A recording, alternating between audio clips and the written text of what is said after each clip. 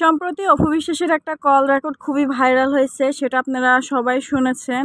আমিও শুনলাম কল রেকর্ডটি। তো ওই কল রেকর্ডটা নিয়ে অনেকে অনেক নেগেটিভিটি ছড়াচ্ছে অপু বিশ্বাসকে নিয়ে, যে অপু বিশ্বাস এই না বড় মানে প্রেম করতেছে বা বিয়ের সিদ্ধান্ত নিতেছে, এ ধরনের কিছুর হয়তো ইঙ্গিত দিতেছে, বাচ্চা নিতে চাইতেছে। তা আমি ওই ধরনের মানুষগুলোকে বলতে চাই যারা আসলে এগুলা তো, এই রেকর্ডটা যেভাবে ভাইরাল করা হয়েছে মনে হয় যে অপু বিশ্বাস কি না কি করে ফেলছে। এই কল রেকর্ডটা আরও অনেক আগের কল রেকর্ড, এটা কোনো মানে নতুন কোনো কল রেকর্ড না, বা রিসেন্ট কোনো কল রেকর্ড এটা না, এটা অনেক আগের কল রেকর্ড, ঠিক আছে।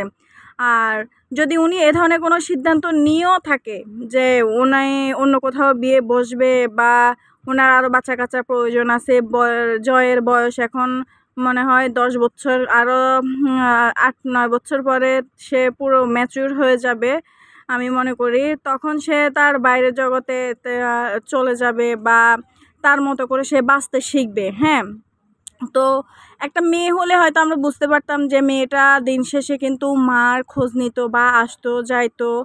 এখন এটা হচ্ছে ছেলে বিয়ে শাদি করবে, বাচ্চা কাচ্চা হবে, তখন মার কাছে থাকবে না বোনিয়া আলাদা থাকবে, এটার কোনো গ্যারান্টি নেই। অপু বিশ্বাস কল রেকর্ডেও বলেছে যে আমি সিওরিটি দিতে পারতেছি না যে কেমন হবে। তো এই কল রেকর্ডটায় আসলে যদি উনি এ ধরনের কোনো সিদ্ধান্ত নিয়েও থাকে যে উনি ওনার লাইফ ফিউচার সম্পর্কে উনি ভালো কোনো সিদ্ধান্ত নিতে যাচ্ছে বা কাউকে জীবনসঙ্গী করতে যাচ্ছে, উনি আমি মনে করি যে উনি এ ধরনের চিন্তা করলে খুব ভালো একটা চিন্তা করবে। দিন শেষে প্রত্যেকেরই একজন জীবনসঙ্গী অবশ্যই প্রয়োজন। যেহেতু অপু বিশ্বাস একা, ওনাকে দেখার মতো এখানে কেউ নাই। ওনার মা ছিল, উনিও মারা গেছে। প্রত্যেকেরই তো ভাই কোনো না কোনো সঙ্গী অবশ্যই থাকতে হয় তার লাইফে। কোনো মানুষ একা কখনো লাইফ কাটাতে পারে না।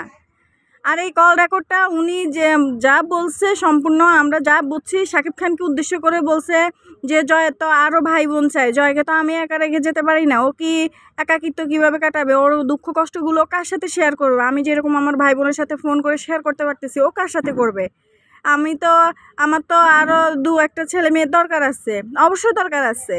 এটা হয়তো শাকিব খানকে উদ্দেশ্য করে উনি বলছে, কিন্তু এই পরক্রিয়ার ভক্তরা মানে কি বলবে এটাকে এমন খারাপভাবে ছড়াচ্ছে।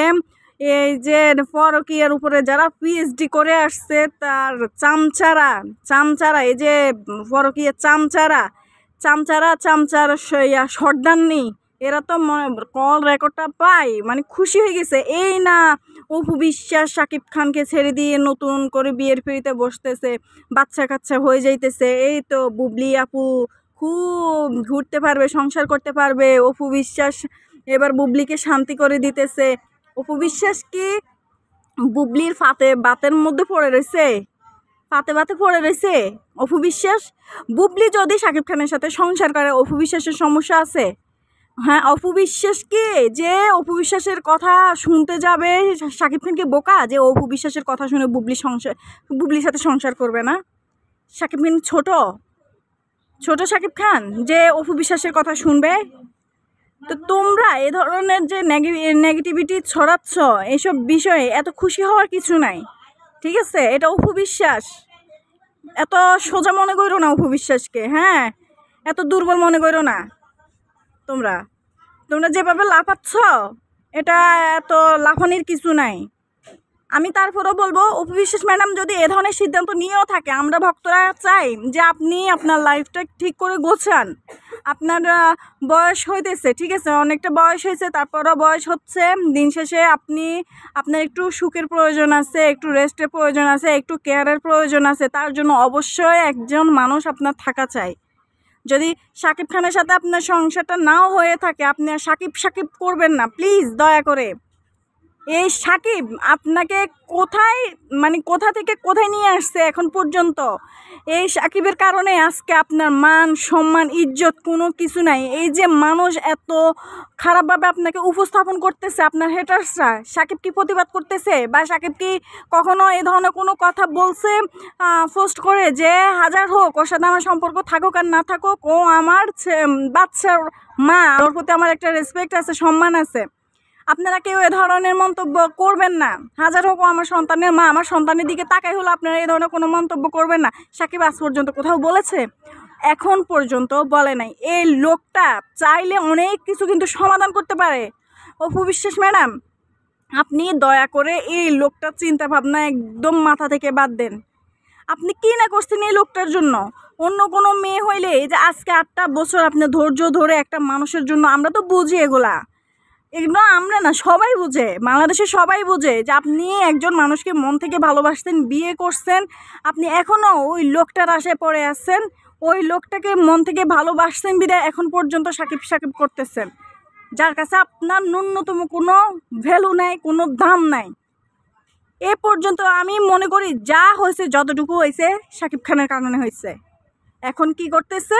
মাঝখান দিয়ে আপনাকে সমালোচনার মুখে ফেলে বাইরে গিয়ে উনি ফুর্তি করতেছে আরেকজনকে নিয়ে। উনি আরেকজনকে নিয়ে ফুর্তি করুক, আমাদের সমস্যা নাই, কিন্তু উনি ক্লিয়ার করুক।